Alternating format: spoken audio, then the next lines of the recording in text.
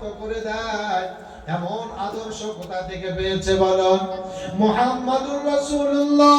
আর একজন বাদশার কথা বলি, যার নাম হলো বাদশা জাহাঙ্গীর। কি নাম শুনেছেন?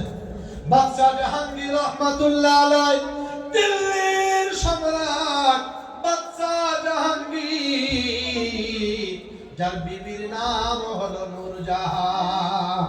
বাদশা জাহাঙ্গীর রহমাতুল্লাহ আলাইহি কোন একদিনের ঘটনা, বাড়ি থেকে বেরিয়ে গেলেন, রাজ দরবারের কাজে চলে গেলেন। এমন সময় বিবি নূরজাহান বাড়িতে বসে বসে একা ভালো লাগে না, এজন্য বাদশা জাহাঙ্গীরের তীর ধনুক নিয়ে একা একা খেলা করছেন। এমন সময় খেলতে খেলতে দেখা গেল ওই পাশে ছিল একটা পুকুর, পুকুরের মধ্যে একজন ধোপা জামা কাপড় রোজ দিন সে ধোয়াধুয়ি করত। এমন সময় নূরজাহানের তীরের ধনুকের আঘাতে ওই ধোপা পৃথিবীর জমিনে লুটিয়ে যায়, পৃথিবীর জমিন থেকে বিদায় নেয়। চারিদিকে হাহাকার ছড়িয়ে গেল। ধোপার বিবি এসে বলল, হায় রে হায়, হে আমার বর, হে আমার প্রভু, হে আমার মালিক, এমন কার দুঃসাহস হলো বলো? আমার স্বামীকে পৃথিবীর জমিন থেকে সরিয়ে দিল। কে এমন দুঃসাহসী ব্যক্তি বলো? আমার স্বামীকে পৃথিবীর জমিন থেকে সরিয়ে দিল। চারিদিক থেকে লোক এসে জড়ো হয়ে গেল। এমন সময় ধোপাকে তোলা হলো। তোলার পরে দেখা গেল ধোপার গায়ে যে তীর লেগে আছে, তীরের গায়ে স্টাম লেগে আছে বাদশা জাহাঙ্গীর। এমন সময় সবাই মিলে তীরটা নিয়ে রাজ দরবারে গিয়ে হাজির হয়ে গেল। বাদশা জাহাঙ্গীর রহমাতুল্লাহ আলাইহি এমন সময় সফর থেকে ফিরেছেন। চারিদিকে লোক গিয়ে বললেন, বাদশা জাহাপানা, এই তীরের ধনুকটা কার? বাদশা জাহাঙ্গীর বললেন, আমার স্টাম্প যখন লাগানো আছে, নিশ্চয়ই এটা আমারই ধনুক, অন্য কারোর হতে পারে না। বললেন, বাদশা জাহাপানা, এই তীরের ধনুকের আঘাতে আমাদের দেশের একজন ধোপা পৃথিবী ছেড়ে বিদায় নিয়েছে। এর জন্য তার বিবি আপনার কাছে সঠিক বিচার চেয়েছে। বাদশা জাহাপানা তীরের ধনুকটা নিয়ে হাতে বসে এমন ভাবে চিন্তায় মগ্ন হয়ে আছেন। চারিদিক থেকে মানুষজন। বাদশা বললেন, ঠিক আছে, চলে যাও, আমি সঠিক এর চোর খোঁজার পরে, সঠিক ডাকাত, সঠিক কতলকার নেওয়ালাকে খোঁজার পরে আমি আপনাদেরকে কথা দিলাম, অমুক দিন আমার দরবারে বিচারের আয়োজন করা হবে। একদিন কিংবা দুদিন সময় নিলেন। বাদশার খাওয়া বন্ধ, দুপুর বেলা গোসল করে না। বাদশা জাহাপানা বসে বসে ভাবে, হায় রে হায়, আমার তীরের ধনুক নিয়ে কার এমন সাহস হলো আমার দেশের প্রজাকে সে মেরে দিল। এই চিন্তা করেন। এমন সময় বিবি নূরজাহান এসে বলেন, স্বামী জাহাপানা, সফর থেকে ফিরেছেন আপনি, পানি নিয়ে হাজির করেছি আমি, গোসলের ব্যবস্থা করেছি আমি, এখন আপনি গোসল করে নেন, পরে আপনার ধোপার বিচার করবেন। বাদশা জাহাঙ্গীর বলে, না না বিবি, শুনে রেখে দাও, জেনে রেখে দাও, আমি যতক্ষণ না এই কতলকার নেকারীকে আমি তার খোঁজ পাচ্ছি, আমি জাহাঙ্গীর পৃথিবীর জমিনে এক গ্লাস পানি পর্যন্ত পান করব না। জোরে বলেন সুবহানাল্লাহ, নারে তাকবীর।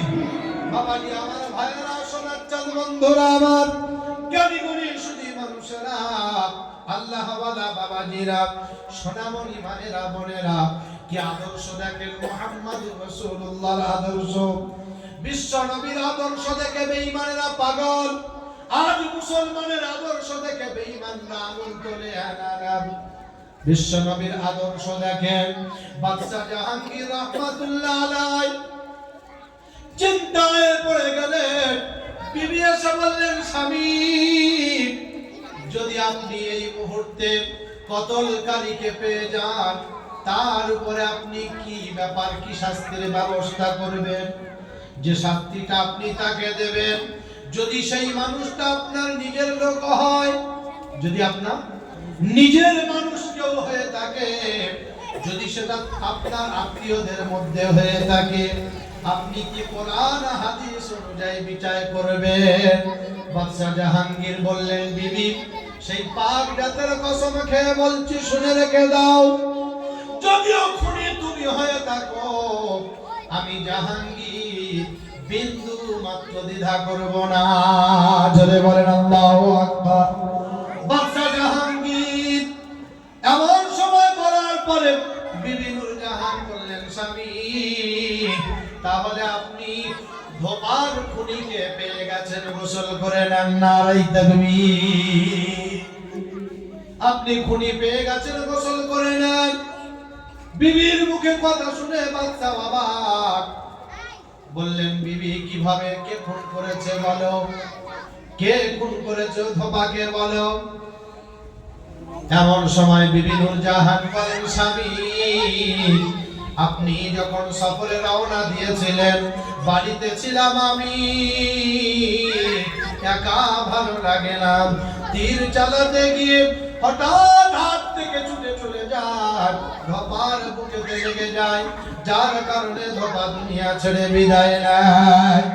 এমন সময় দেখা গেল দিন গনিয়ে এলো, দুটো দিন চলে গেল, তৃতীয় দিনে বিচার কার্যালয় শুরু হয়ে গেল। রাজ দরবারের চারিদিকে ওইভাবে বাদশা জাহাঙ্গীর শত শত তীর নিয়ে একদিকে রেখেছেন, আর একদিকে বাদশার বিবি, অপর দিকে ধোপার বিবি দাঁড়িয়ে আছে। চারিদিকে লোকজন এসে ভরে গেছে, সবাই বলে আজকের ধোপার বিচার চাই, ধোপার বিচার চাই, বিচার চাই। চারিদিকে লোক দাঁড়িয়ে আছে। বাদশা জাহাঙ্গীর এমন সময় বলতে শুরু করেছেন, ওগো ধোপার বিবি শুনে রেখে দাও, তোমার কোল থেকে তোমার স্বামীকে যে সরিয়ে দিয়েছে, পৃথিবীর জমিন থেকে যে সরিয়ে দিয়েছে, এই শত শত তীর তার স্বামীর বুকেতে আজ তুমি শত শত তীর দিয়ে তার বুকের স্বামীর বুকটাকে ঝাঁঝরা করে দাও। চারিদিকে লোক কৌতূহলে পড়ে গেল, কি ব্যাপার বাদশা জাহাপানা, খুনিটা কে বলবেন তো? এমন সময় বাদশা জাহাঙ্গীর বলছেন, ও জনগণেরা শুনে রেখে দাও, খুনি আর অন্য কেউ না, খুনি হলো আমি বাদশা জাহাঙ্গীরের বিবি নূরজাহান। আমার বিবি খুন করেছে, তার আজ ফয়সালা হলো, ধোপার বিবি ওখান থেকে তীর চালাবে, অন্য কারোর বুকে চালাবে না, আমি জাহাঙ্গীরের বুকের উপরে তীর চালাবে। যতক্ষণ না পর্যন্ত তার স্বামী চলে যাওয়া যে আশা ব্যাকুলতা অন্তর থেকে বিদায় না নেবে, ততক্ষণ পর্যন্ত আমি জাহাঙ্গীরের বুকের উপরে তীর চালিয়ে যাবে। এমন সময় ধোপার বিবি এসে বাদশার হাতে জড়িয়ে ধরেছে, বাদশা জাহাপানা, এমন ন্যায় পরায়ণ বাদশা যদি আমাদের থাকে, হোক না সে মুসলমান। মুসলমানের আদর্শ কত ভালো, মুসলমানের আদর্শ কত ভালো। ধোপার বিবি বলেছেন, এমন ন্যায় পরায়ণ বাদশা যদি আমাদের মধ্যে বিদ্যমান থাকে, এমন ন্যায় পরায়ণ বাদশা যদি আমাদের মধ্যে বিদ্যমান থাকে, তবে শুনে রেখে দাও, আমার স্বামী চলে গেছে, ওতে কোনো অসুবিধা নাই। বাদশা জাহাঙ্গীর যদি আমাদের কাছে জীবিত থাকে, আমাদের মতো শত শত ধোপার বিবিকেও কোন রকমের অসুবিধা হতে দেবে না। যদি বলেন নারায়ে তাকবীর। বন্ধুরা আমার, জ্ঞানী সুধী মানুষেরা, আল্লাহ ওয়ালা বাবাজিরা, সোনামণি মায়েরা, বোনেরা, হাতটা একটু তুলে দেন, জড়ো করে আপনাদেরকে বলে যাই, কিয়ামতের ময়দানে মুসিবতের দিনেতে